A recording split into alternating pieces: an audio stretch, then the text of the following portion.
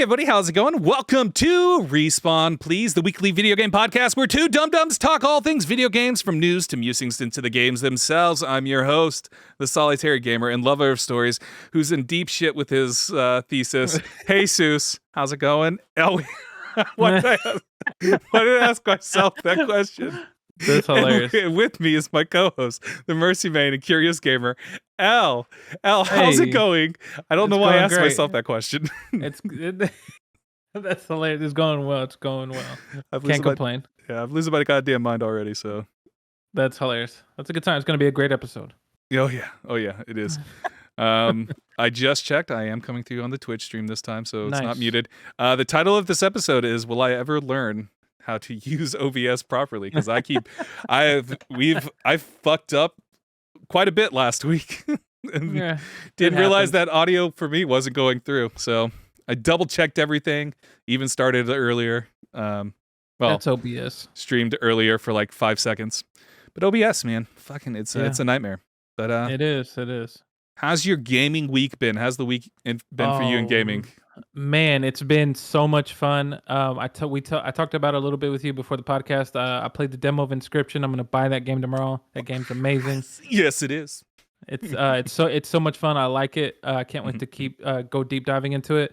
Played a lot of WWE 2K22, and that's a lot of fun. Career mode, creating my own character.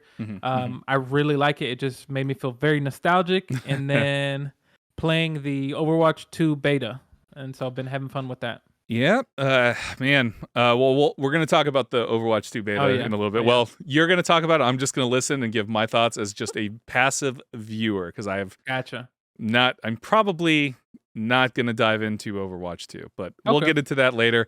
This episode, we are jammed-packed with a bunch of news. Xbox and Bethesda has a showcase in June. Activision Blizzard stockholders approve of the Microsoft acquisition. Sony is hiring for a PC planner.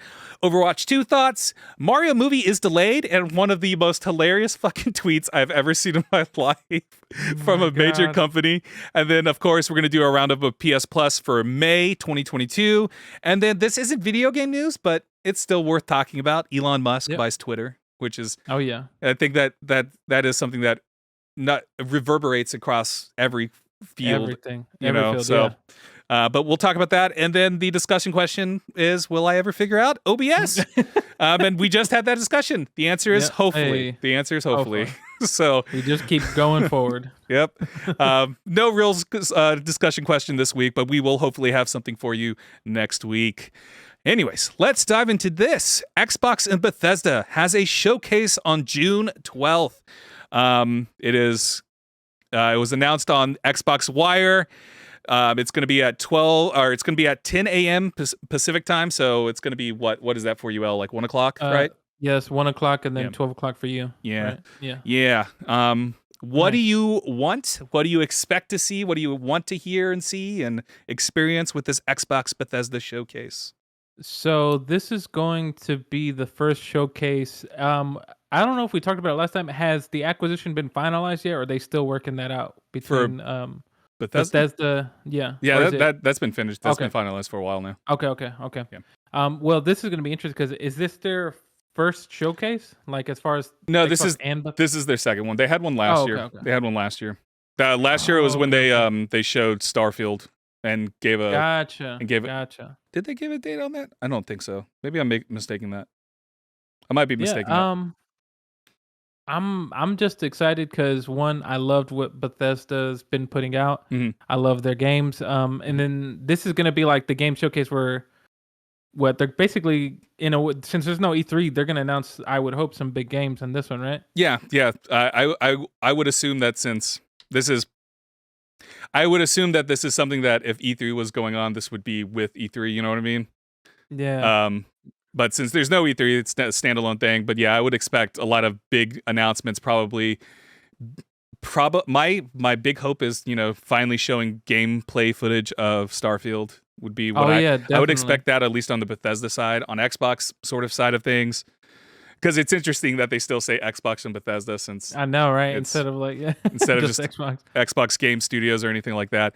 But like I would expect probably more stuff about Halo, probably maybe touch on the other other studios that are underneath that Microsoft umbrella. So Obsidian, maybe show things from Obsidian, which Obsidian does the Outer Worlds RPGs. Update about Fable, the Fable game that's been in the works for a while. They I expect there's going to be a lot. At least I'm hoping there's going to be a lot. But I think the big thing for it is probably going to be hopefully would be the Starfield stuff on Starfield, showing us gameplay. So spend a good 30-minute breakdown on it. Oh yeah, I had seen also too supposedly that they're a while back. I'm not too sure when it was announced, but people are wanting to see something the collaboration with Hideo Kojima supposedly. Oh yeah. Kojima's, so whatever game. Yeah. He's like the darling, and so seeing what game he's working on and kind of like the initial inkling of it, and just people want a game from Kojima, and so seeing if what he's been working on or if he can show something like this is the title of the game and it's about this, just even something as simple as that. All they really need to do is to just have Kojima come out and just be like, I have a game, and then that's all. Everybody will go wild. But I remember seeing stuff about that, like Kojima's trying to build a game with the cloud stuff that Microsoft is doing, and so it'll be interesting. That would be it'd be interesting to see Kojima come out and just even if it is just I'm working on a game. This is the title. Goodbye. Goodbye, and that's all it is. Yeah, because I'm pretty sure if he did that, I think the internet, the video game industry would go crazy. Like, oh my god, they're working on this. He's working on this. Oh my god! Go crazy, go wild. Are you a fan of Kojima at all? Do you like Kojima games? I mean, Metal Gear Solid and Death Stranding. Yeah. Death Stranding. I haven't actually played it. I just saw other people play it. The idea when the first initial promo or trailer for Death Stranding, I remember I was like, this looks cool as hell. And then, of course, the PT demo that never became anything. It was supposed to be Silent Hill, right? Yeah, Silent Hill. And I loved that, but of course, that never came out. Yeah. So he brings him and his studio or whoever he works with, they have these interesting ideas that I like, and that's what I look for in video games. Just interesting, just ideas. And so, but I like Metal Gear Solid. That was a fun series. Really like Sons of Liberty and everything after that. And so, so it's interesting. Yeah, I've never. This is probably going to frustrate people. Hot take here. My dogs don't shut up. See, even my dogs don't. My dogs are telling me, "Hey, don't fucking say anything. Don't say anything." I have never actually enjoyed Metal Gear Solid. I'm not the biggest fan of the games. I do I've seen them all. I've seen people play them all. Ron used to play it all the time back in the day. All the time, yeah. We need to stop talking about college days. It's my fault. I'll bring it up. You're fine. You're fine. But yeah. So I remember watching him play it all the time and be obsessed with it and stuff. It's just it's one of those things that I see it and I'm just I have no idea what the fuck any of this means. They're saying words right now. Yeah, it's English and I understand it, but it's also such nonsense. That I'm just what the fuck? So I've come to terms with I recognize how popular it is. I recognize that every Metal Gear Solid game has pretty much been a 10 out of 10 game. And I love that, and I'm glad people love those games, and I'm glad people love Kojima. But I'm just I don't know where to start because I just I'm so intimidated by it. No, definitely. Yeah, his games they kind of remind me of very abstract art films, where you kind of the story, you kind of have a basic understanding of it, but then there's this deep meaning into it, and the movie's about this metaphor about the earth or something like that. And so it's I see why people like it, and there's interesting elements in the games that he make, but I can definitely understand because I think isn't it in one of the Metal Gear Solid there's a 20-minute scene or something. Yeah, cutscene. It's in. I believe it's the one on PS3. The PS3. Metal Gear Solid 4. 4, yeah, and it's just man, what is It's 20-30 minutes long or something like that. And you can't skip it or anything. Can't skip. You just sit there and watch the entire thing. Yeah, I remember that too. And And so what I like is that he's not. I mean, he's definitely not afraid to kind of just be like, "This is what we're gonna do." I mean, same thing with Death Stranding. It was very interesting to see like the some of the elements in there, like even from the promo and trailers, just like there's this baby you're trying to transport, and you're like, "What is this?" And you're these invisible things that are attacking you, and you're like, "What the hell is?" You know, that's definitely like his. You can kind of tell his brain, like, "Oh, this is definitely a Hideo Kojima game," and so. I'm always interested to see what he brings because it's going to be very left field, and you're going to be like, I don't know what any of this means. Yeah. So are you wanting to see what that possibly this Xbox team up if there is one? Obviously, it's just rumors and stuff. Rumors and stuff. Yeah. Definitely, because I think it'd be something cool to look forward to. I guess I just like the element surprise because you never know what's going to happen. Because what if he announces something? Of course, it probably won't come out this year, but it'd be funny if he's like, the people are like, "Wow, this game's better than Elden Ring," or Yeah. But what are you looking forward to? I mean, Starfield, of course. I'm actually pulling up the list of all the Xbox game studios. So of course we have 343, which is Halo and all that. I'm always a big fan of seeing if Double Fine has anything. I don't know how much Double Fine would have since Double Fine just released Psychonauts 2 back in what was it, October, September. I think so. Yeah, but it would be fun to see what Double Fine has because Double Fine has a very distinct style to their games. So I'd be interested in seeing what they could bring, what they would have. Ninja Theory. We've seen so much of the Senua's Saga. Do you know what I'm talking about? The Hellblade. Oh, yeah. Hellblade, Senua's Saga, Hellblade 2, Ninja Theory. I'm interested in seeing more of that. They had a very lengthy sort of gameplay trailer demo thing at the Game Awards that lasted like 15 minutes or something. It lasted a hell of a long time during the Game Awards. But it looked beautiful, and I'm really excited to see what else they do. But they also have, they have Obsidian, which I'm interested in seeing what Obsidian will create. Obsidian's working on 2 RPGs right now. So they have The Outer Worlds, and then they have Avowed. And then they also have Grounded. Have you seen Grounded? Have you looked at Grounded at all? It's basically like, Honey, I Shrunk the Kids.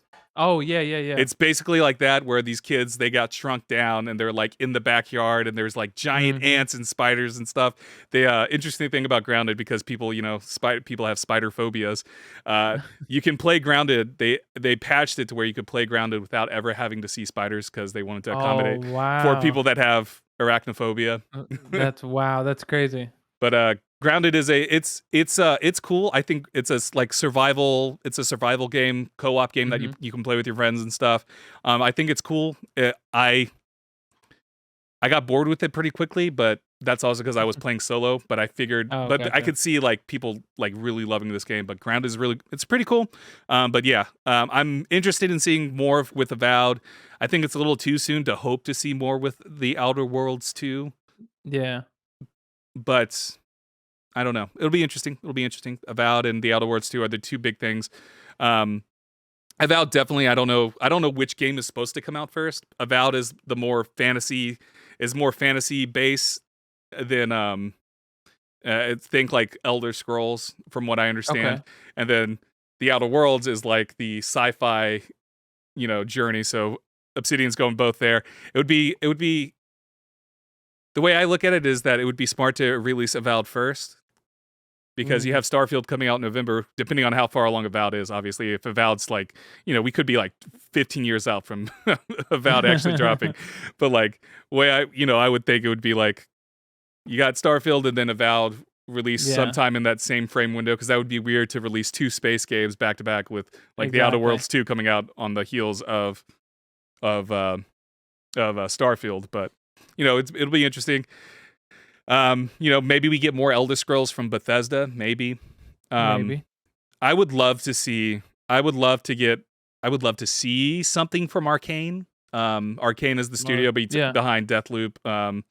Deathloop and Dishonored. They have that vampire game that they're working on. Arcane. I think it's called Redfall. I'm checking real quick to make sure I'm getting it Oh correct. yeah. Yeah, they have a co-op game called Redfall coming out. It's vampires and stuff that looks cool. Yeah. It's multiplayer. They're supposed to release it in the summer, so I'm assuming if that's true, we'll probably get a lot of that. Get more gameplay footage of that, seeing what this game actually does and everything. I'm excited about it because one, I love arcade games. Arcade games like Dishonored 1 and 2 are two of my favorite games of all time. I love Dishonored. I mean, I had Dishonored 2 on my list, right? So yeah. Yeah. So I'm looking forward to seeing what Arcane can do, even if it is just Deathloop is coming to Xbox, in the coming in 2 months, coming in November, September, whatever, whenever because they Deathloop, from what I understand, had like a 1 year exclusivity on PlayStation. So by the time September rolls around, the 1 year's up. So maybe we get information about that where it's like, oh yeah, all right. Deathloop's coming to Xbox on this day. But yeah, it'll be interesting to see. I would love to see. I might be a minority in this. I would love to see stuff on Wolfenstein. I love Wolfenstein. I love the New Order, New Colossus. Yeah. Not the biggest fan of Young. What was it? Youngblood. I think was that the name of the co-op one? Yeah, Youngblood. Yep. Yeah.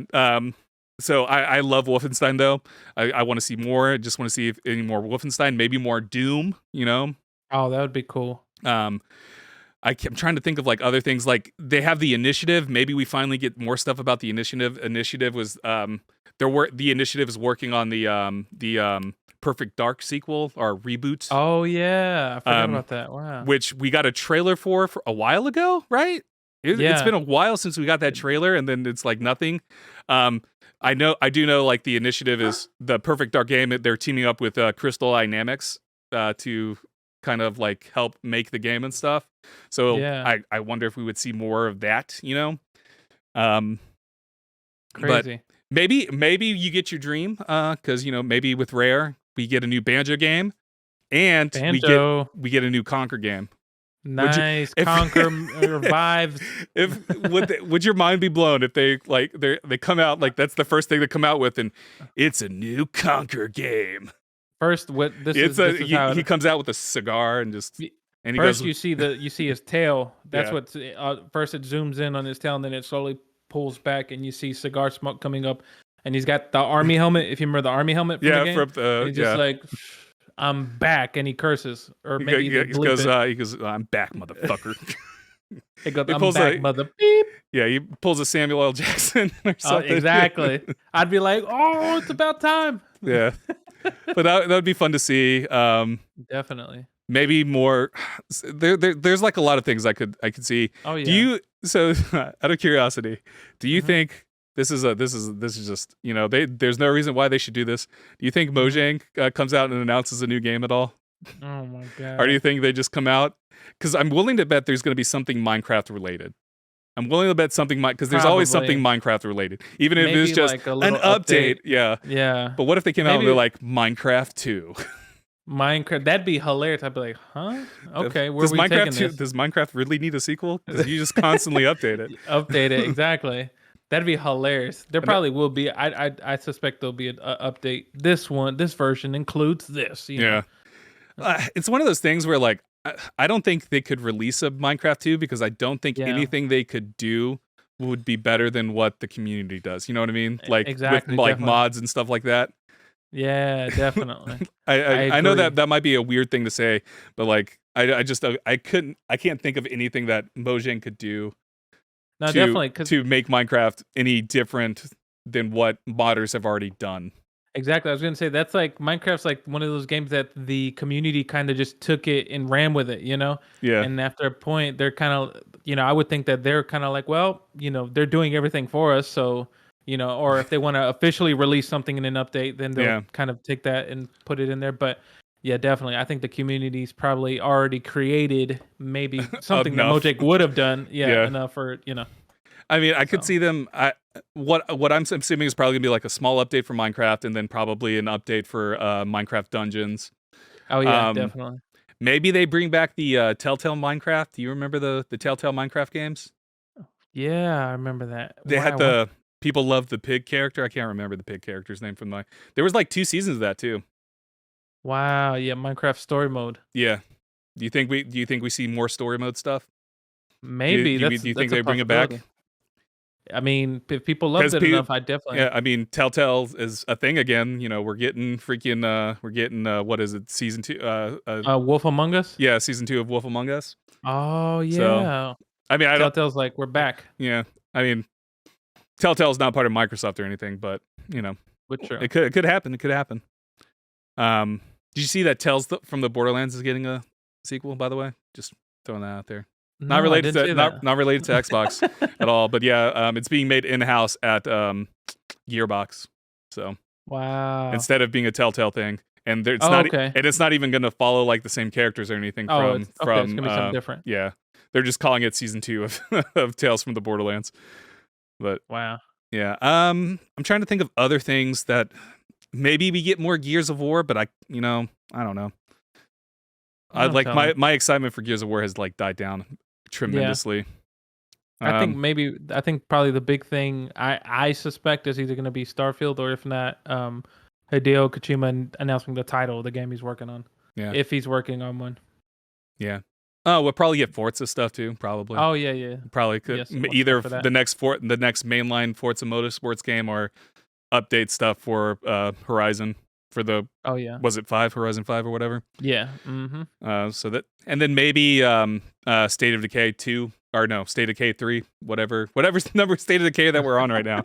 Which one are we at? Is it 2 or 3? I think we're on 2. Yeah. 2. Whatever the state of, I think it's 3. I think I think you're right. Yeah.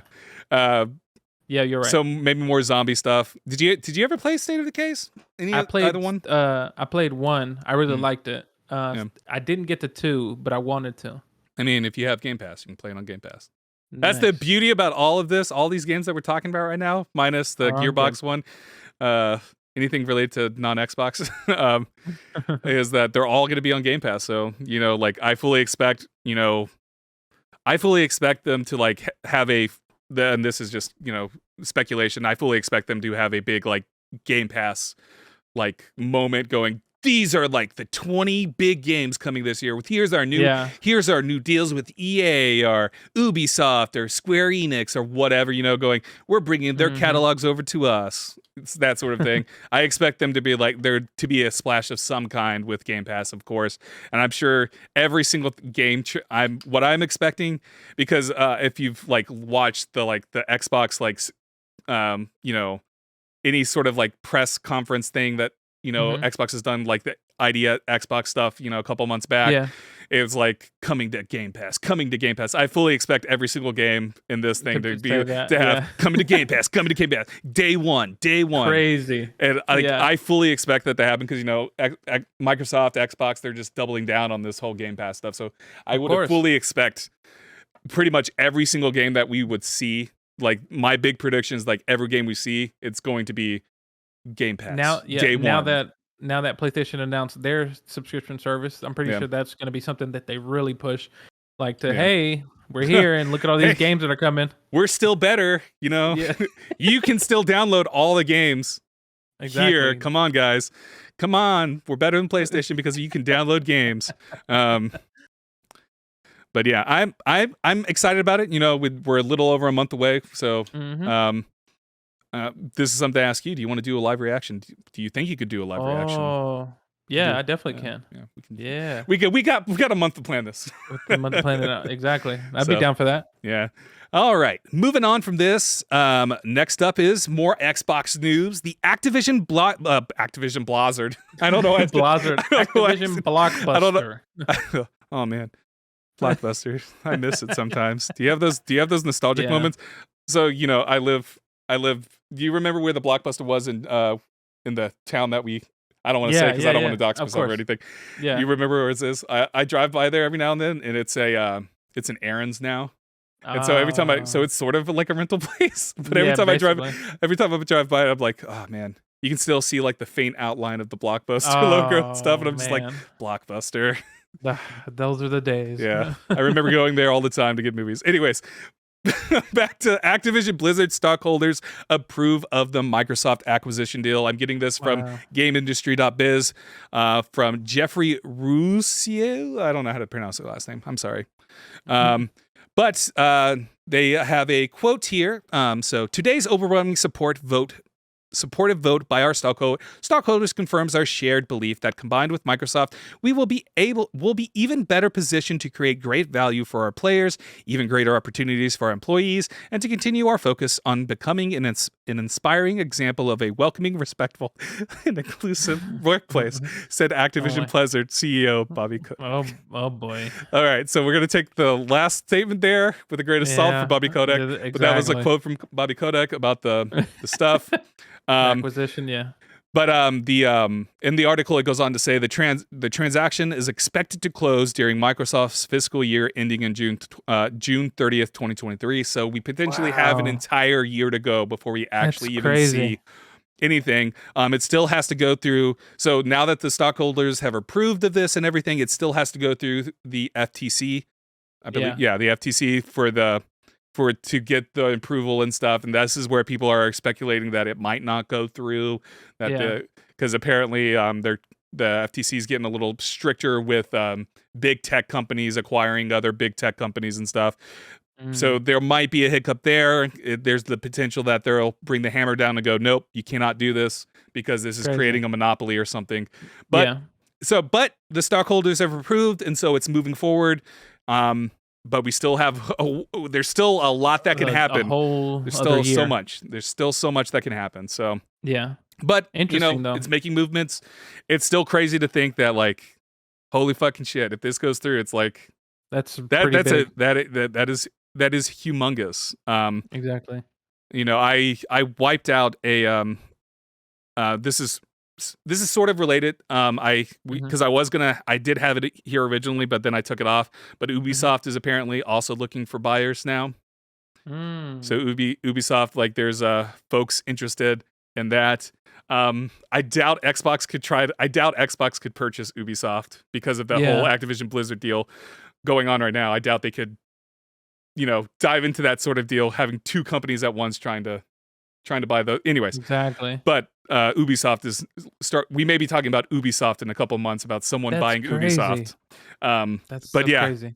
The video game landscape is shifting dramatically to where it is starting to become like, okay, it's not quite there yet, but there is a future where it could potentially be that there's only like 3 or 4 companies that own everything, which that's how the movie industry is, Yeah, no, there's only so many few studios, and they're kind of like this big umbrella underneath them, and all these other smaller studios fall underneath them, and so on and so forth. And that's just the structure of the movie industry. So we're starting to see the video game industry go that direction, where it is because it's just going to be a handful of companies that own everything, and then it's just, like you said, umbrellas. They cover multiple studios that you don't normally would associate with the overall thing, but are connected somehow.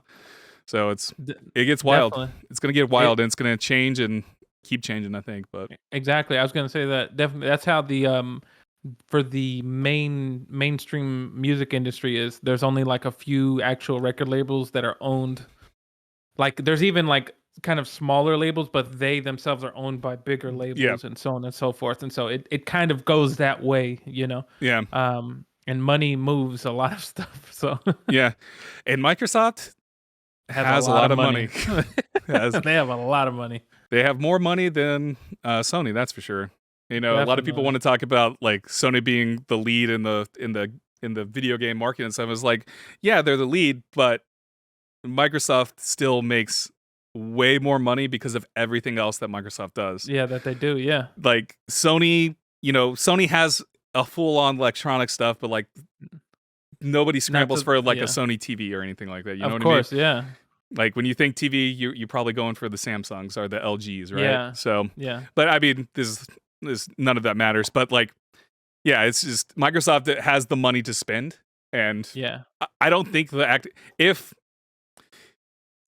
say, like, we wake up in a month from now, Activision Blizzard deal is finalized, and Microsoft owns it. I could foresee them going, okay, let's turn our attention to Ubisoft. Let's buy Ubisoft. Why the fuck not?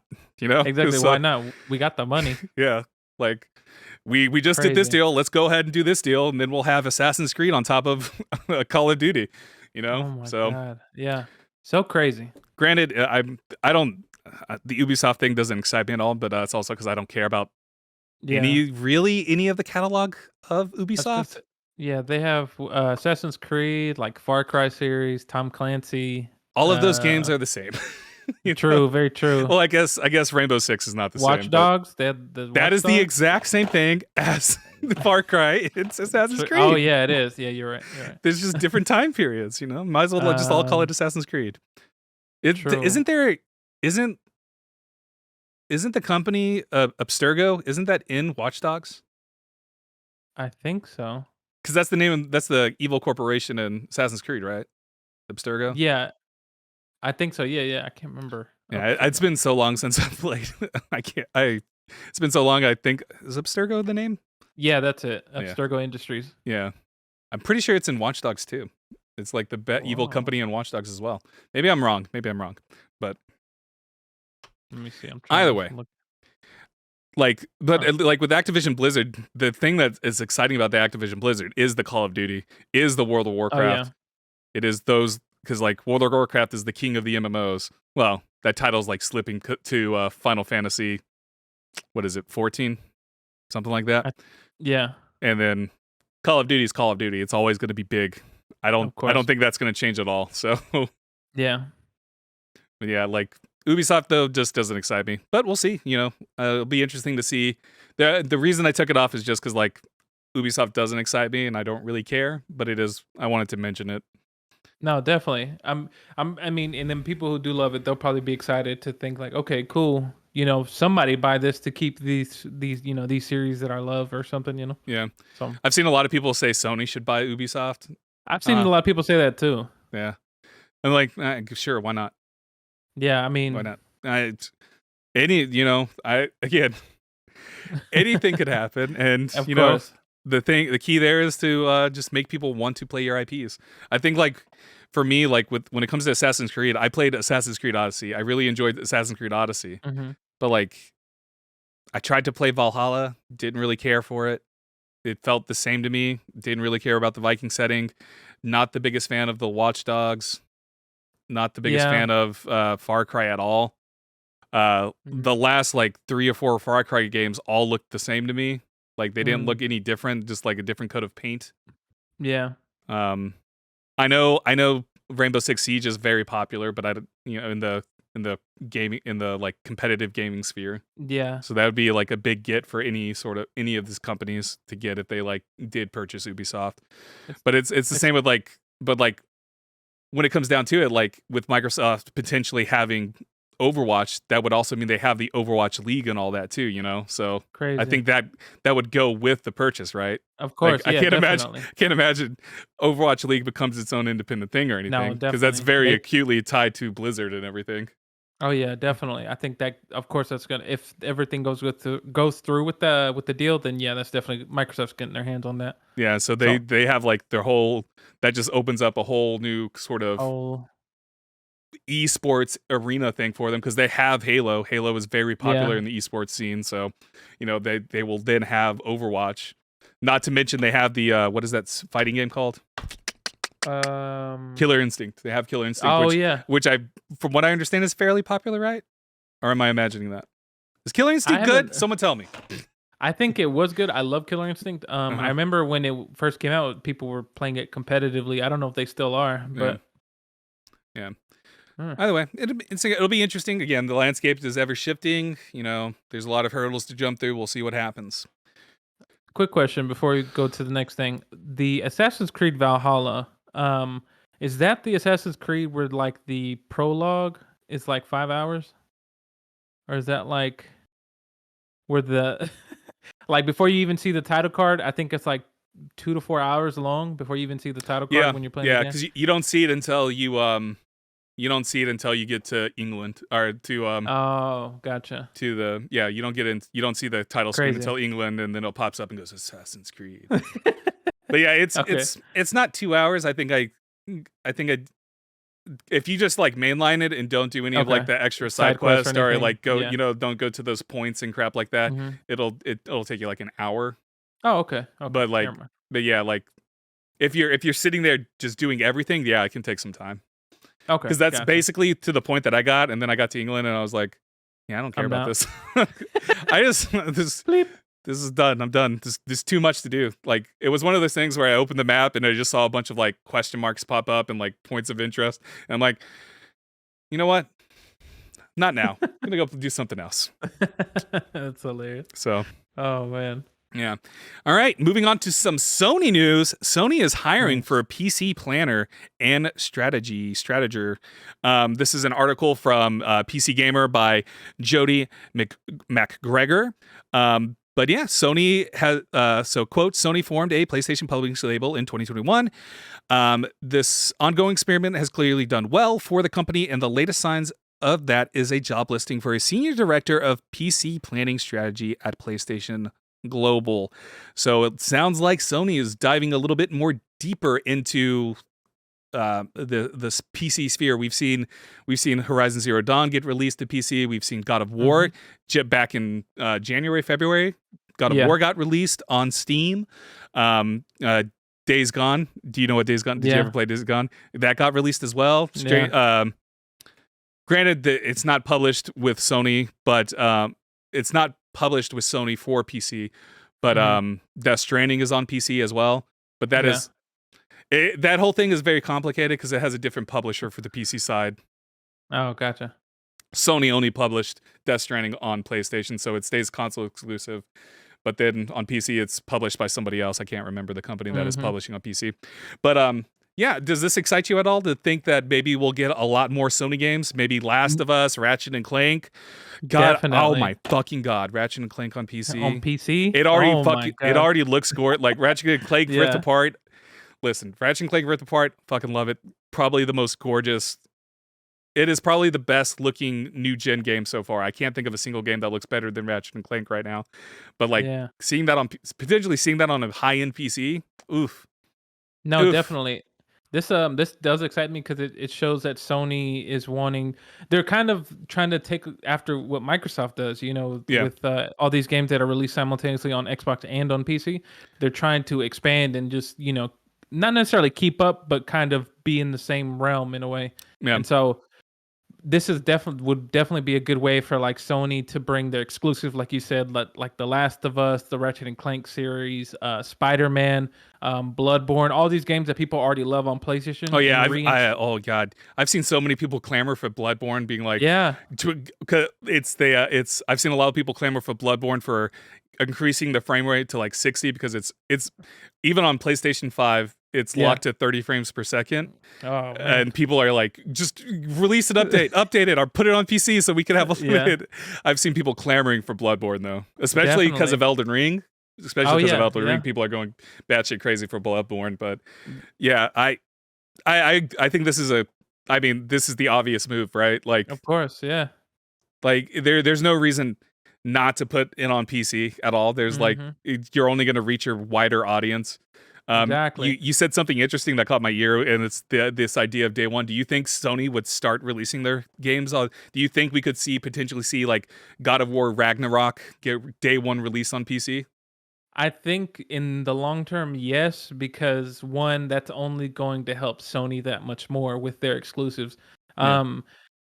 I think they're going to be hesitant at first, which they, if they do keep going with this, which I feel like they will, they'll be a little hesitant. But once you see the benefits of it, to where I think it'll just draw more attention and more people to them, and so I think it's a win-win for like everybody if they just do it day one that way with their subscription service. And this is a good way to also push their subscription service to say, hey, sure, we got these older nostalgic games that you all love, but then also maybe later on down the road they go, if you have the subscription services, the next God of War day one PS1 subscription, the top tier service or subscription will get you that day one.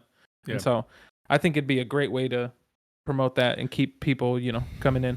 Oh yeah, I 100% agree with that. Like, I think I think the paintings on the wall, like, because I'm gonna open Steam real quick to just see where this just to look at not. So I'm not talking out of my ass right now.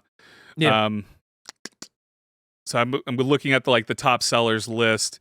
You don't have to go too far down to see that God of War is in the top 20, roughly top 25, top 30 games being sold right now on Steam. For a while, it was the number one game being sold on Steam. It fell to Elden Ring and all that. But but for a while, God of War was the number one game being sold when it got released. Just a couple months ago. Horizon Zero Dawn, when it dropped on Steam, it was the number one game being sold. Same with Days Gone. So it's I think once Sony starts seeing that there's a huge untapped market. Yeah. Because, a lot of people play PlayStation, a lot of people get a PlayStation 4. A lot of people have a PlayStation 5. There are so many more players on PC, you know? Way more players. And so there's a huge untapped market there that you bring your games to, because a lot of these people want to play Bloodborne. Exactly. A lot of these people would love to play Ratchet and Clank, if I have a PlayStation 5, as sad as this is, I love Ratchet and Clank enough to buy Ratchet and Clank again on PC just to see it on a higher end system. Again, no offense to the PlayStation 5. It's a fantastic system, but it does not come close to it doesn't come close to it comes nowhere close to a high end PC. And depending on how it gets utilized, it doesn't even really come close to a mid-tier PC at that. So it's it's one of those things that you have an untapped market that you can easily sell your games to, that will increase. I think Last of Us is going to inevitably come to PC. You're going to get Last of Us 1 and 2. There's the rumor of Last of Us remake, reboot, or something like that. Yeah. You know what I'm talking about? I could imagine them releasing that on PC, do a day one, being because they already had Last of Us 1 and 2, sell bukus on the PlayStation. Why not also release it on console and on PC, sort of like what they did with the Nathan with the Uncharted upgrade thing. They just released it also a month ago. The what was it called? Uncharted. What was the collection card called? Was the Legacy of Thieves collection is what it's called. Yeah. So that came with Uncharted 4 and the Lost Legacy. Oh, it's not out yet. It's going to be. Oh, gotcha. Yeah, it's release date sometime in 2022. But the point still stands that this game is gonna I guarantee you, when this game drops on Steam, it's gonna probably sit up at the number one spot for a while, or at least be in the top 10. I know a lot of people have heard so much about Uncharted. They just had the Uncharted movie, so people are gonna go, oh yeah, I want to play this. Especially HBO is doing the Last of Us TV show. That's supposed to be coming out next year, I believe, right? And so people are gonna see that and go, it's gonna have a similar effect with when The Witcher show came out on Netflix. The Witcher 3 skyrocketed when the Witcher show came out, because people were watched the show and they were I want more Witcher. Guarantee you that's gonna happen with Last of Us. They're gonna watch the HBO show and go, oh, this is a game? I can go fucking play this? Exactly. And if they're a PlayStation player, they already know what Last of Us is, but if they're a PC player, they may realize, oh shit, I can play this on PC. Fuck yeah, I'm gonna do that. It's just the logical thing. It's just it's just the future I see. I can't imagine Sony just completely ignoring this. It is the smart direction to go, because you're gonna make so much more money. Of course, they'd be holding themselves back if they didn't do this.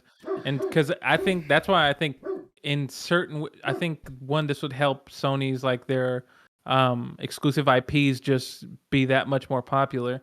That's why I think sometimes Microsoft has a one-up on Sony, because they do that day one releases with games, and you get not only people who own Xbox but also PC gamers to be able to enjoy it and just have eyes on these games. Yeah. And so I think it would boost Sony that much more if they were to do that as well, which I feel they will. It's just a matter of time. Yeah, it is just a matter of time. I can't imagine they're not having the conversations of, well, what I'm sure they're doing projection numbers and stuff. Yeah. I there's the whole thing I've seen the like argument against that idea of releasing day one, because they're like, I've seen people go, no, Sony wants to get people to buy the console. That's why you buy it exclusively on the console and then release the game a couple of years later. I'm just like, the hardcore PC people that that love PC, that want to stay on PC, you're not going to convince them to buy a PlayStation. Exactly. You're not going to convince them to buy an Xbox. So Definitely. just put it on PC. Like, there's no reason not to, because then you're gonna inevitably get the money anyways. Why not get it sooner? Yeah, exactly. And then I would say like the counter to that argument that people have for that is that some people are gonna want to build take the time to build that PC and to spec it out, or the other people who don't want to spend that much money to do that would rather buy a system that's already pre-built and ready to go, and they just have to buy the disc or download the game. And they'll do, there's an avenue for each person. Yeah. And so you're going to get both. I don't think it's just going to be like, oh, it's going to, our sales for our systems are going to go down. No, you're going to still have the people who want to buy the system because they don't want to have to deal with the PC building and, pay that much more for that. And so. Yeah, like I'm a prime example of that. Like, I have a PlayStation 5, I have an Xbox Series S, I have a Switch, I have every console that you can get. I've been this way since Xbox One, and then PS4. But so technically just one generation, and then we're in the midst of this new generation. But still, I did the investment. Yeah, it's a lot of money on my part. It was my systems don't necessarily get all equal playtime opportunities, but it's still it's a nice thing to have. It's for the convenience of it, because there are games that I just I can connect my beautiful Elite controller, because I have to show this. I show this off every stream. I could connect this to my PC, yeah, sure, or I could just play it on my. I don't like this is like a weird stigma I have, where I don't like using a controller. If I'm playing on PC, I use mouse and keyboard. So, but and then we're gonna get into the weeds, and this is gonna sound crazy. Yeah. I am a crazy person, and I invested in all of the stuff, but that's also because I like the tech. I like supporting these companies. I spent roughly $2,000 on my PC. I'm looking to upgrade my PC, because when I built my PC, it was 2-3 years ago. There's a lot of better stuff now that I need to upgrade to. I'm still on a 2070, so I need to get up. I need to go up into the 30s, the newer generation of graphics cards and stuff. But at the same time, it's I'm not in a rush to do it, because I have my PlayStation 5, because I have my Xbox Series S. Exactly. I don't need to rush to get that updates. And that's the benefits for me of having all of these systems, is that I spent the $2,000 3-ish years ago. I probably have another year or two before I'm actually going to invest in an upgrade on my PC. And in that time, I have my PlayStation 5 and my Xbox that are just as good. So if for some reason a game cannot play well on my PC, it'll probably play well on my PlayStation or Xbox, Yeah, exactly. So, yeah, definitely. So I know I'm probably in a minority when it comes to owning all the systems and everything, but there is a market. You're not losing out on anything. Sony, exactly. Like I said, Sony is going to get double dollars from me, because I paid full price for I paid for the deluxe version of Ratchet and Clank, whatever the deluxe version was. I paid for that. I will if they have the deluxe version on Steam. I'll be honest, I'll probably pay the $80, $90, whatever it is again to get it, because I love Ratchet and Clank. If they do Last of Us, I will buy Last of Us again, because I love Last of Us. Yeah. So I'm gonna be honest, I'm not gonna buy Uncharted, because I don't like Uncharted. But great. But people are gonna want to play it. But I will happily. There's plenty of games that PlayStation has that I would buy again on PC, because I like them. Ratchet and Clank, Last of Us. If and when Forbidden West gets put on PC, I'll probably buy Forbidden West again on PC, because I like Horizon. I have Zero Dawn. I haven't installed it or played it, but I have Zero Dawn if I ever want to play it on PC, because I'm a crazy person, and I know I'm a crazy person, and I know I'm in a minority. Now we're gonna move on. Let us talk. Well, this is actually for you. This is my segment. This is your segment. Tell me about your feelings and thoughts of Overwatch 2 beta. Overwatch 2 is in beta right now. It is. There plenty of people are playing it. It has been the hot thing to watch on Twitter or Twitch. That's a conversation for later. Yeah, that's all it is. Give me your thoughts. I'm interested in hearing because I have not. Okay. I have my own thoughts, but it's as a viewer, not a player. Of course. Yeah, so I love Overwatch. Been playing it for a while now. I love it because I just love the characters, love the gameplay. It's a game that you can get addicted to and just keep playing. You know, you kind of pick it up and you just keep playing for hours, time passes, whatever. So, of course, Overwatch 2, I actually started playing it today and I played it for maybe like an hour or 2 or 3. Because initially I signed up for the beta, but I think the first day that they actually released the beta, they were allowing like the streamers to play it to kind of show it off. And a few people got in, but I didn't get in. But they did this thing with Twitch where if you watched a streamer who was playing it for 4 hours, you could get into the beta. And so that's what I did. I just left it on Twitch and went to go do whatever I need to do. Got it, started playing it. Now, so here's what I'll say about the beta with my 2-3 hours of gameplay. One, it somewhat, in a way, is a new Overwatch. And when I say that, I'm not just talking about the maps. I'm more so talking about the gameplay. You're not going to play this the same way that you would Overwatch 1 whenever it does come, 2 does come out. Because, of course, the big thing is it's no longer 6 versus 6. It's 5 versus 5. So you have a different... You're not gonna play that same because of that character. That's going back down to 5. In the team, whatever.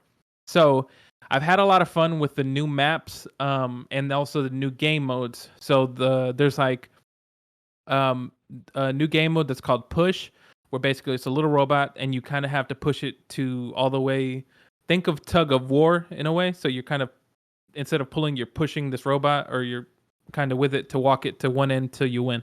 It's really fun, man. It's really fun because the new maps that they created, they're kind of like, they went from, instead of being kind of wide open to now you're having a lot more close combat. And so a lot of different characters in the game have kind of switched from, they were at a distance, and you still have them, but more so that's not what it is anymore. You kind of have to do a lot of close combat now, kind of in a way of if you've ever played Apex Legends. Oh, sorry. What's that? So just backtracking a little bit for clarification, the way characters are playing are different. Like when you say that, are they changing like their roles? Are they still DPS, healer, tank? So, like what do you mean? Yeah, so there's still a few. I think only 2 characters. No, 1 character really changed the role. Everything else is kind of the same. So they had to readjust characters. For example, Doomfist, who's the character with the big arm. He was DPS, but naturally he switched over to a tank. And so a lot of his powers kind of changed, or they got buffed, not buffed. What's the opposite of buffed? Nerfed. Debuff. Yeah, they got nerfed. Yeah. Debuff, they got nerfed. And so now he's a tank versus DPS, because in Overwatch 1, he kind of was flying all over the place and just attacking people, whatever. But now he's a tank and he has these new abilities that allow him to kind of be your tank. Also, there was another character named Orisa who was a shield, just kind of like, I don't know, what, like a tank of a. It's funny enough, the roll tank. Yeah, it's that robot, right? Yeah, it's the robot. Yeah. I've seen people complain about her, like that she's OP. Is that true? Is she OP right now? Yeah, and this, kind of, sort of, a little bit. I've seen a lot of discourse about people complaining about her being OP. She like throws a lance and something that can kill you. Yeah, throws a lance. She also has this move where she twirls her lance that blocks like a shield momentarily, and then she still has like this thing called Fortify where she can't really get booped or just really hit hard. Can't get booped. And she just runs up and boops it. No, I'm kidding. Yeah. And then she has like a new ultimate move that they created to where she pulls people in and then kind of slams in a Doomfist kind of way, and it hurts people a lot. Just kind of OP currently. But so they changed a lot of her powers from before, because now she's a lot more mobile. Same thing with I I don't want to go ramble on one more thing. Bastion, who was like this kind of just turret gun just going off, but now he is more mobile, but he's kind of been nerfed a little bit to kind of make him exciting again. So there's a lot of reworks in the characters to where you're not playing them the same as you would before. And you same thing with healers. So you still have the tanks, DPS, and healers. Healers now, you can kind of, instead of being healer, be kind of DPS healing in a way. So you can kind of be moving around, killing people and stuff. And so you can still be like at a distance, but it doesn't benefit the team as much anymore. Okay. And so it changes everything, because now it's a lot quicker. It's like battles are going on constantly, and battles go on for longer periods of time now because everybody's kind of in the mix.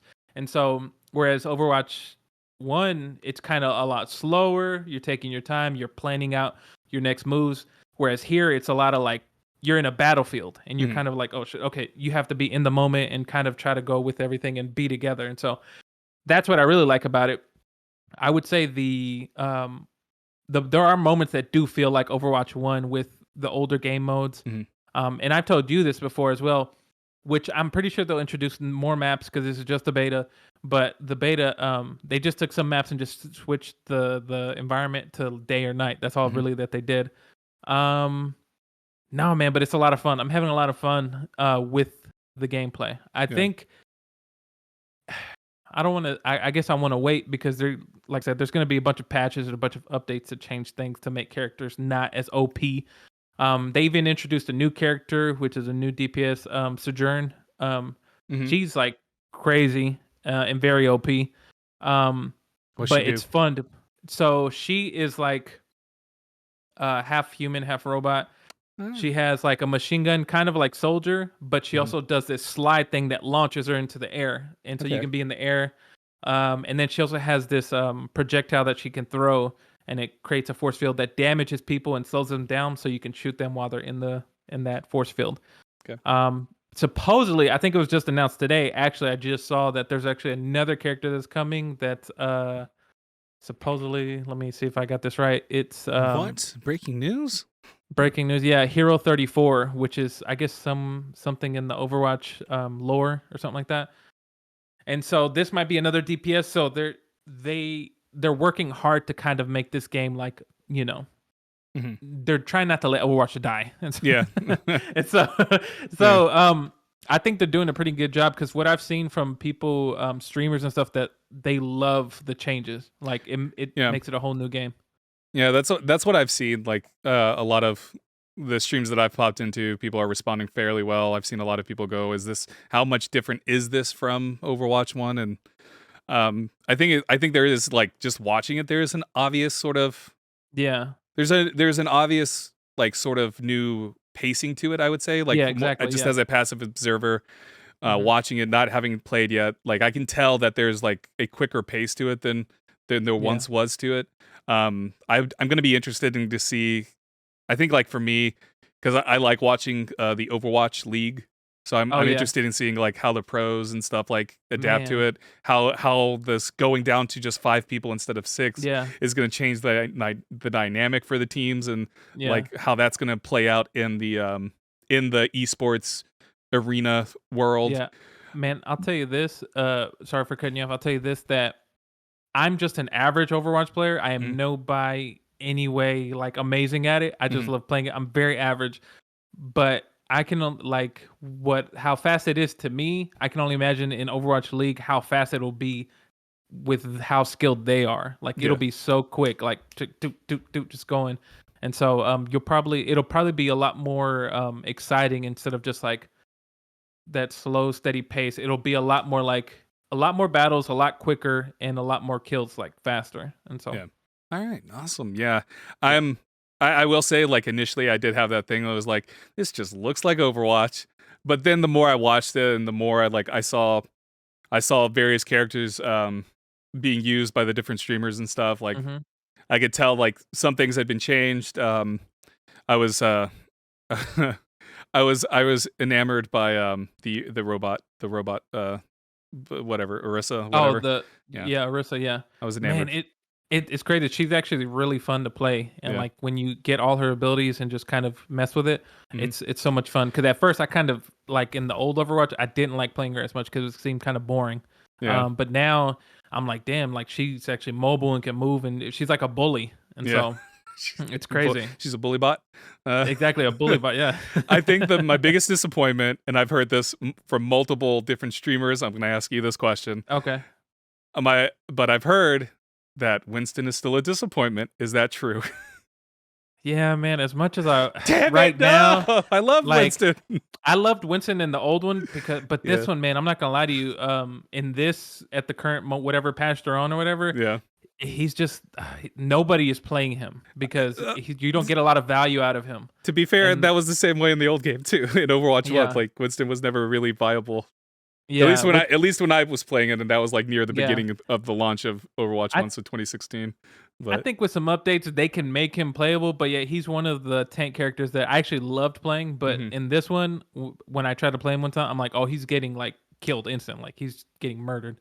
And so it's like, oof. And so, but they're gonna balance a lot of stuff. But that's that comes with the territory of this beta. And what if now I'm just throwing this out there? What if they'd made Winston a support? And that bubble that he drops, does he still drop a bubble? Yeah, he still drops a bubble shield. What if like he drops the bubble shield, it also heals you? Let's call Blizzard right now. What if that happens? Cool. If that happens, I better be getting some money from Blizzard. I know, right? That'd be dope. You basically introducing a new role where it's like tank healer. Yeah. And so but I mean that'd be dope to see. I actually would like that because then it would actually make sense for him, and I think a lot more people would play him. Yeah. But I will say I can't, since it's just the beta. It's only PVE, the everybody quick play beta. Yeah. I'm excited. I want to see the single player part where they kind of introduce the skill tree and everything. That's what I'm kind of interested in. The narrative stuff. That's what I'm interested in. Like, I'm like, I don't care one way or another to play the beta. Like now, if they came out tomorrow and was like, yeah, we're gonna put the like the first 2 missions of the narrative into the game to just to see how people respond to it. You bet your ass I'm gonna fucking watch 4 hours of somebody like whoever whatever streamer has that. You bet your ass I'm gonna go watch them for 4 hours just so I can go play, because like that's what I'm more interested in. Like I like my love of Overwatch is more of the lore stuff. Like I enjoyed it when I played it back in 2016, and I've come back to it every now and then to play just to play and stuff, because like out of boredom. But like I've never, it's just like I'm not good at it, so it's like it's one of those things that I can only take getting my ass kicked so many times before I'm just like I'm done. But like I've always loved like the animated shorts they've made. I like reading all the lore and stuff of the various different characters and stuff and all that. So like I'm interested in seeing how that's going to play out. And so like I know I'm going to get Overwatch 2 just for that aspect of it. But yeah, like I want to see that stuff, and it's fun watching folks play and stuff, but it's also like it's not what's gonna. It's not. There's not enough difference in it for me, just like as a viewer, to make me want to go back to play it. You know what I mean? I get it. Yeah, it makes sense. I'm happy for everybody that is enjoying the beta right now and stuff, and this beta is going on for a while because it's not stopping until like mid-May, right? Yeah, I think May 17th or 19th, one of those. Yeah. So we got you're gonna have like a good solid 3 weeks with it. Yeah, exactly. And so hopefully, hopefully Blizzard's gonna get a lot of feedback and make the adjustments. Are they planning on like making any patches during the beta at all? Do you know? I think they, when they initially released it on day 1, they had there was an alpha, and then they released a patch there. I don't know if they will release one during that time. Okay. I think maybe they'll save that for after the time period for the beta. Okay. Yeah. All right. So it'll be interesting, but I mean, also too, this is also still like the first inklings of Overwatch 2, so I don't expect it to come out probably till like next year or something. Yeah. I would probably assume like May probably of next year. May, because the Overwatch 2 or Overwatch 1 came out in May, right? Back in 2016, it was like May. Yeah. April, May. I think something like that. And then plus 2, I think the Overwatch League, they're still going to be playing it, of course, because they're all going to be playing Overwatch 2. So they'll probably adjust for them on the fly as well. Because once the beta is over, I don't know what they plan on doing. But since the league is going to be playing, they'll probably look at them and pay attention to certain characters and then kind of be like, okay, make adjustments for this, whenever. Because they might do another beta and be like, hey, we've made updates. Come check it out. You know? Yeah, come try out the stuff and see the new changes we made. Yeah. Do you think do you see a like Halo situation happening where they release the multiplayer and then like a couple of weeks later release the story mode? That'd be interesting. That actually could be something. I'm not too sure. Maybe because I think the way that I think what they're gonna do first is I think this is what happened. Overwatch 2 will come out. Because I think they're gonna make Overwatch 1 free, so that way people who have never played Overwatch can play it if they want to. But then Overwatch 2, you got to pay for it. I don't know. That'd be interesting though. That'd be like a really cool way to do it. I actually would like that way because I think that would get way more people to come in to play the PvE or PvP or whatever. And then for those who love the story, can get the story and so on and so forth. That'd be cool. Yeah, just throwing ideas out there. It'd be interesting to see. They owe you money. Blizzard, call me up. I will give you my bank account information and you just transfer it there, baby. Woo, give me that money. I need it. I'm about to be jobless. I need it. Oh my god, that's hilarious. But yeah, I'm interested to see what happens and like I'm gonna keep watching folks. Like, the normal streamers that I watch, they all are enjoying it or seem to enjoy it. I've been watched Bruce Green last night play a little bit of it, and I was gonna watch that, but I got busy and I couldn't watch it. I wanted to see him because I know he actually doesn't really like Overwatch because he says the reason why is that he always leaves in a bad mood and he doesn't like that. Yeah, he seemed to be enjoying it last night. I don't know. Okay, I was half listening because I was working on my thesis and stuff. Gotcha. But, yeah, it was more noise in the background than anything. But gotcha. Yeah, I'm interested in seeing where this goes. So. Nice. On to sad news. Mario movie delayed. Mario movie delayed in probably one of the greatest tweets I know. ever. What it's a fucking weird ass tweet, man. It's even weirder because we'll talk about this in a second. But Nintendo of America tweeted on April 25th. This is Miyamoto. After consulting with Chris San, my partner at Illumination on the Super Mario Bros. Film, we decided to move the global release to spring 2023, April 28th in Japan, and April 7th in North America. My deepest apologies, but I promise it will be well worth the wait. Before you say anything, my favorite part is that first line. This is Miyamoto. Right? Hey, this is Miyamoto. It's like he's just sitting us down. He's like, I have something I need to tell you all. I'm sorry. We need to have a conversation real quick.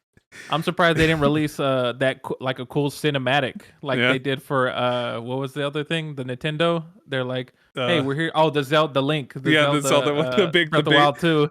The very elaborate trailer. Yeah, they'll be like, hey, we're delaying Zelda. There was never an official date, but it's going to be coming out in 2023. Yeah, I'm surprised Miyamoto didn't do that. Hey, this is Miyamoto. What's really funny about this is that Illumination also made a tweet. Oh, did they? Yeah. Let's see. They also made a tweet. And the thing about it is that it's a very nice tweet. It's a graphic. They have the Nintendo and Illumination logos on it. Oh my god! And it's like a very proper.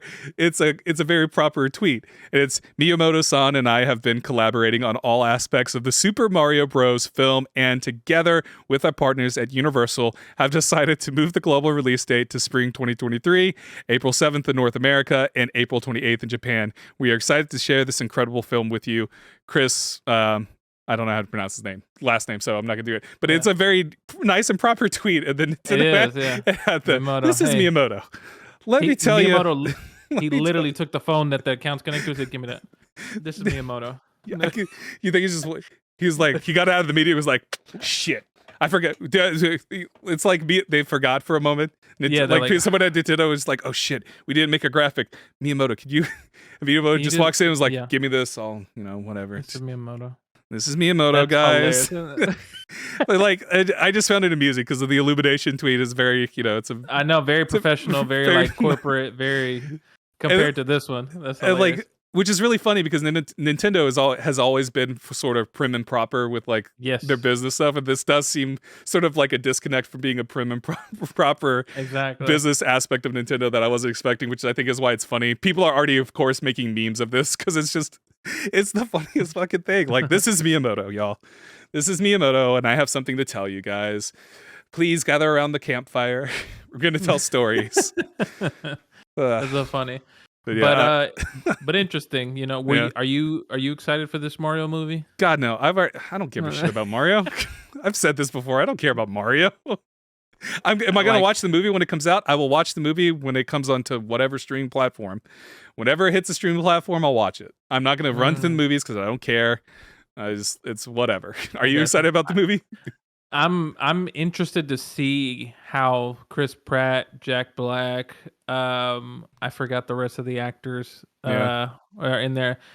Like, I just want to see how they kind of take this film and roll with it. Do you think we're gonna have a repeat of the '90s, or do you know what I'm talking about with with what's his name? I know it's John Leguizamo, right? John Leguizamo, and I forgot the guy who played Mario. What's his name? I know he passed, but I can't remember his name. But like it was a monstrosity. It was like a nightmare. Bob Hoskins. It was like a nightmare trip. Oh boy, it was a nightmare. Had nothing to do with Mario, really, at all. Yeah. I mean, except for certain elements, but other than that, it wasn't. I mean, really the character's Mario. name was Mario. There's a Luigi. Mario. And there was a Bowser. Yeah, that's right. Dennis Hopper was Bowser. Oh my god. So technically, it had all the elements you need for a Bowser movie, or a Bowser movie, a Mario movie. you have Mario, you have Luigi, you have Bowser. I think there was a Peach in there, or was it somebody else? Yeah, Peach was in there. In there. So yeah, it's perfect Mario movie right there. We don't need another Mario movie. Get rid of this movie. I'm kidding. And I want to say at the end, I think Daisy was in there too, if I remember right. I did. I have no idea. I haven't. Anyway, it was a fever dream of a movie. Yeah, I think I watched it when I was a kid. Maybe I didn't. I don't know. I feel like I've seen it. I think I've seen it. Yoshi was in there. No. Yoshi was in there? Yoshi was the actual dinosaur. So, do you think it's going to be a repeat of that? Probably not, right? Like, no. I think they smartened up. I bet Nintendo is making sure that it doesn't repeat like that. They have their hands in every step of the process. They're like, hey, don't mess this up. I will say I'm kind of excited. I will say I'm excited by the fact that the Sonic movies have turned out good. The Pokemon Detective Pikachu turned out really good. So like, I think based off of just those, like how good the Sonic movies are, how good the Detective Pikachu was, I imagine that the Mario movie is going to be a good movie. I don't foresee it like failing. I feel like it's going to do well, but the Detective Pikachu, like, I feel like is the better of the. If you put it up against Sonic, I feel like Detective Pikachu was better, but it didn't perform as well as Sonic. So true. What do I know? People apparently don't like fucking Pikachu. People love Sonic. Ryan Reynolds. They want that. They want that blue hedgehog because they're all furries. Let's be real. But at least to say it's interesting. I can't wait. I just want to see what it looks like. That's it. But yeah, same. Again, I think it's gonna be a good movie, and we'll wait and see next year. What if we get there next year? and Miyamoto makes another statement going, "This is Miyamoto." Hey, the movie has released. The movie has released. Miyamoto, I have a cameo in the movie. I am in the movie. I'm Goomba number 1. No, yeah, like so. Also, this is sort of a side little conversation to have real quick. Do you think video game property movies are finally getting good? Because for the longest time we had really like, oh boy, Resident Evil was horrible. The Blood Rain. Do you remember the Blood Rain movies? Yeah. I mean, granted the games aren't good either, but the movie was bad. Mortal Kombat. Well, Street Fighter. The newest Mortal Kombat was actually decent. Did you watch it? Yeah. Yeah, it was pretty decent. The newest one, like it was better. It was better than the. It was better than Annihilation, of course. And I mean, the first Mortal Kombat. There's a camp to it that makes it charming. Of course. I mean, it's not by any way a good movie. But I would say the newest Mortal Kombat, the one that came out recently, was better than both of those. I don't think it has the charm as the first Mortal Kombat movie, but there was a camp to it that is like it just captures the time of the early 90s. So I think what's happening is I think that I just lost my train of thought. No, I think what's happening is that people are actually giving it. Because I feel like back in that day, they just kind of were like, we're just going to take this game property and just put it out there. Yeah. But they're actually putting in time into it now. And really, I'm not going to lie to you, because for example, one, technology has caught up to where they can make it look stuff amazing now. Yeah. Detective Pikachu. Detective Pikachu looked, all the Pokemon, every fucking Pokemon in Detective Pikachu looked gorgeous. God, the Snorlax. Do you remember the Snorlax? Yeah. Just sleeping in the middle of the road, and we had the Machamps like directing traffic. One of my favorite parts of the movie. Anyway, we don't have to get into it because I could make a whole podcast about Detective Pikachu. I'm just saying. No, but definitely. And then they see the success of Sonic, and I think people are like, oh, and then see the backlash in the initial design of Sonic and see how people are upset to then when they changed it. I'm going to be honest. I had no problem with the design of Sonic the first time. I was like... This is a fucking hedgehog. What does it matter? Anyways. I think we're seeing the beginning of a renaissance for video game movies. Yeah, like I'm excited to see like what the Last of Us TV show is going to be like. Is it going to, because like Neil Druckmann, the director of Last of Us, is also writing and directing episodes for Last of Us. So is it going to be like a Wonder Woman creation? Probably not, because Pedro Pascal is playing the what's his name? What's the main dude in Last of Us? I forgot right now. Off the top. It's not Joel. There we go. Joel. That's what. But yeah, Pedro Pascal, who's very much not a white man, is playing Joel. So it'll be interesting. So it's like right there, that element gets taken out. Definitely. So and then I think we're gonna see a lot more great video game movies and TV shows, like you said, The Last of Us. And like even though this is not a video game movie, but it was inspired by video games. I think Free Guy was that? Oh yeah, Free Guy. Yeah. I was about to say Nathan Fillion, Ryan Reynolds. Yeah. I thought that was a good movie. It's not a property of a video game, but it's so heavily inspired by video games, like exactly. So like I think that turned out really well. I don't know if it did well in box offices or anything like that, but I think I will say that, did you see the newest Resident Evil movie that came out like last year, where they were I missed it. Oh my god, dude, it's like a 1-to-1 recreation of the first two Resident Evil games. Yeah, the downside to it is that they crammed Resident Evil 1 and Resident Evil 2 into like one movie. Gotcha. It was really bad. It was really bad. But the thing is, like with the movies, is that one of the critiques about the Resident Evil movies, the old ones that came out in the like early 2000s and stuff, was that like these aren't really Resident Evil. They're not really touching on the Resident Evil themes and blah blah blah. And so like in this newest Resident Evil movie that came out, I think it was last year that it came out.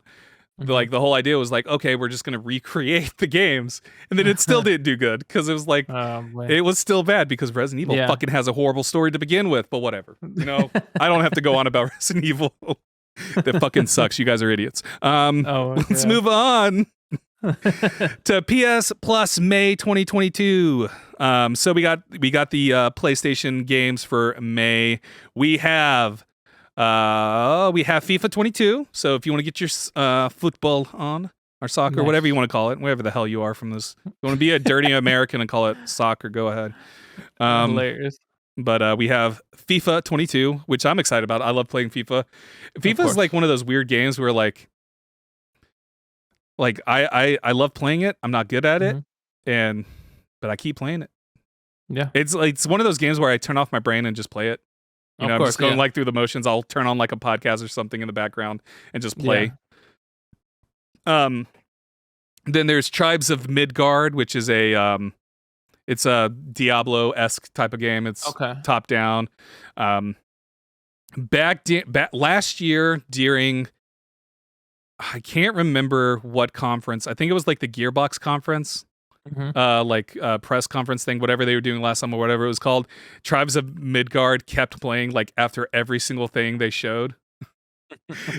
And so it just kept playing. It was the most bizarre thing because it would be like Borderlands stuff and then Tribes of Midgard, more Borderlands stuff, Tribes of Midgard. It's like, what are you trying to tell me here? Do we need to play Tribes of Midgard? Because I don't even think this game is by Gearbox. So, but yeah. I remember seeing a lot of Tribes of Midgard last summer during this E3 and all of that stuff. I guess it wasn't E3, but Summer of Games and all that. I just remember seeing the trailer a lot. But Tribes of Midgard, and then Curse of the Dead Gods. This game is really good. If you, it's a roguelike. If you like Hades, you'll probably dig this game. And yeah, those are the three games that you get. I will say not too exciting of a month, but also by no means a bad because FIFA 22, you know, it's soccer. I'm being a dirty American. It's soccer. Tribes of Midgard. I don't know if Tribes of Midgard is good or not, but Curse of the Dead God is a good game. It's a really good game, especially if you like roguelikes. So yeah, it's not a bad month. Not the best month. Sadly, Xbox has not revealed games with gold, but I don't expect anything from Xbox. I'm gonna be honest. Games with gold has not been good ever. So it's I can't even remember the last time games with gold has been good. But do you really need that? Do you really need that when you have Game Pass, though? You know. Exactly. And then plus Trek to Yomi comes out next month. Yep, on the 5th, on Thursday next week, right? Yep. Is it Thursday next week? In a week. Yep. It comes out. Cannot wait to play that. Well, we will probably be able to have a conversation because I'm planning on playing it pretty much. Nice. So we can have a conversation about that. Finally, last but not least, this is not really video game news, but still worth talking about, at least briefly. Elon Musk is buying Twitter. He's officially bought it. He's officially bought it. Crazy. Yeah, there's nothing in this article that I have linked that really makes me want to quote from it. But I'm getting on PC Gamer. There's a good article. Elon Musk officially buys Twitter by Rick Stanton, and there it's a article that's getting constantly updated because stuff is changing consistently with it. It does say, quotes, Twitter says the transaction is expected to close in 2022, subject to stockholder and regulatory approval. So it's still going to have to go through that whole process, sort of like what Microsoft is doing right now. It still has to get approved by stockholders, still has to get approved by the FTC. So it's still, at any point, the FTC might go, no, Elon Musk, you cannot buy. Exactly. You cannot buy Twitter. So there's still we won't it. People are like panicking. I've seen a lot of people go, I'm getting off Twitter because Elon Musk has this now and stuff. And it's like, well, technically he doesn't have it yet. So technically he doesn't. He has been going off the wall. Have you looked at Elon Musk's Twitter? He's been going random things. He's been going crazy. He's like, I'm gonna buy Coca-Cola to put cocaine back in Coca. Yeah, and I'm like, what? What is going on? He's like losing his goddamn mind. It's so fucking weird. It is interesting, and people have just been memeing that tweet so much that I've been seeing on my timeline. Yeah, it's like he's losing his mind. I don't know what's going on. It's really weird because it was one of those things that if you would have asked me 5 years ago, 6 years ago, I would have been like, yeah, Elon Musk seems a cool guy. But man, last year, he seems like it feels like he's becoming unhinged. It's really weird. It's really bizarre. I know. There's this one tweet that has me baffled that it's like that he posted. I'm looking at it right now. It's 2008. He was left leaning apparently. 2012, he was getting more center, and now in 2012, he's more right. It's weird. It's a weird tweet. It's a political tweet that I'm just like, okay, whatever. Whatever. I'm just just looking at his timeline. It's like, what the fuck is he? What is going on? I don't know. He also is talking shit about the current owner of Twitter and stuff. It's like, that's hilarious. What is happening? But whatever, whatever. Guess, when you're probably when he has all that money, he kind of feels like he can probably just talk, whatever. Yeah, it's paying 43 point something billion dollars for Twitter, and it's like, okay, whatever, Holy man. moly. That's crazy that he's paying that, and he's like, whatever, I'll just take it out of my wallet. Yeah, I mean that's essentially what it's like. I'm just basically, but yeah, like, and I like for the folks that are like panicking, like, well, now it's gonna be ruined. It's like, well, you have at least a year probably before you see anything that changed. Yeah, and like, and as much as people want to talk about free speech and stuff, it's like Twitter's still gonna be owned by a corporation. Very true. And free speech doesn't exist when it comes to corporations. True. Free speech is only for government stuff, like not private company. Something that people seem to fucking forget. But whatever. Yeah. I'm interested to see what happens. I don't think I think everybody's doing the panic thing right now, where each side is kind of like, this will happen, and then the world's gonna blow up, and then the same thing with the other side, where they're like, yay. Free speech, we're going to do it. Yeah, but I kind of feel like what's going to happen, it's going to be kind of more or less the same with subtle changes. That's all it is. It's going to be the same things. We'll probably see like we'll probably see like probably like Trump comes back or something, something like that. Because this is the thing. People have to remember. People think that, like, well, he's spending this much money, he's gonna want a return on his investment. Yeah, he's not just gonna spend that crazy amount of money just to like let the thing go to hell or whatever. He's definitely gonna be like, I'm gonna make sure this actually gets better, so that way maybe one day I can sell it back or something. Yeah, and see that I think that's really what it's gonna come down to, is that he's buying it, and then I foresee him like, probably not immediately, but like, 5-10 years down the road, he's going to turn around and sell it, and then that'd be hilarious. And he's going to sell it for like double the price of what he paid. Instead of, he's going to get $100 billion back or something for it. It's funny. I almost feel like a part of me feels like he's just doing this because he'd be like, I can do it, and then he'll, like you said, 5 years later, I did it, I'm leaving, and then just like go back. It's.